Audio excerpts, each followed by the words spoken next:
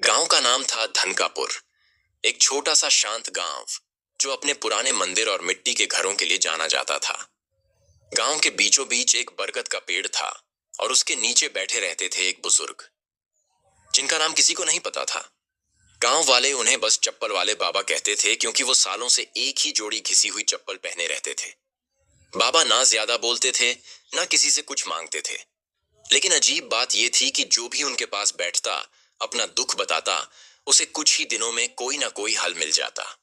गांव वालों के बीच धीरे धीरे एक विश्वास बनने लगा कि बाबा के पास कोई चमत्कारी शक्ति है। एक दिन गांव में एक बड़ी मुसीबत आ गई। पास के शहर से कुछ लोग आए और गांव की जमीन को एक फैक्ट्री बनाने के नाम पर हथियाने लगे।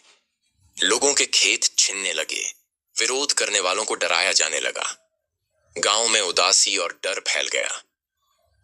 तभी गांव के मुखिया ने कहा, क्यों ना हम चप्पल वाले बाबा के पास जाएं, शायद वो कोई रास्ता बताएं।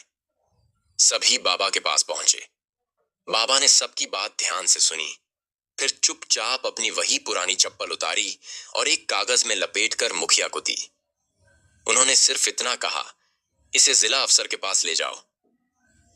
गांव वाले हैरान थे, एक पुरानी चप्पल, लेकिन बाबा की आंखों में ऐसा विश्वास था कि किसी ने सवाल नहीं किया। मुखिया ने चप्पल लपेटी और अगले दिन जिला अफसर से मिलने चले गए।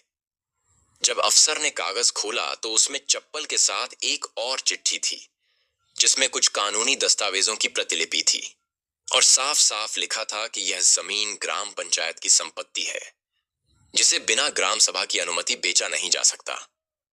अफसर चौंका। उसने जांच के आदेश दिए और कुछ ही दिनों में वह शहर की कंपनी गांव से बाहर हो गई। गांव बच गया। लोग जब वापस बाबा के पास पहुंचे तो उन्होंने देखा बाबा नहीं थे। बस वो बरगद का पेड़ था और उसके नीचे रखी थी वही चप्पल और एक पर्ची। जहां लोगों की आवाज सुनी जाती है, वहां मैं नहीं ठहरता। चप्पल वाले बाबा, कभी कभी जो सबसे साधारण दिखता है वही सबसे असाधारण होता है।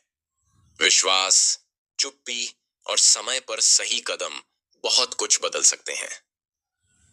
दोस्तों, अगर कहानी अच्छी लगी हो तो कहानी को एक लाइक और हमारे चैनल को सब्सक्राइब जरूर कर लें।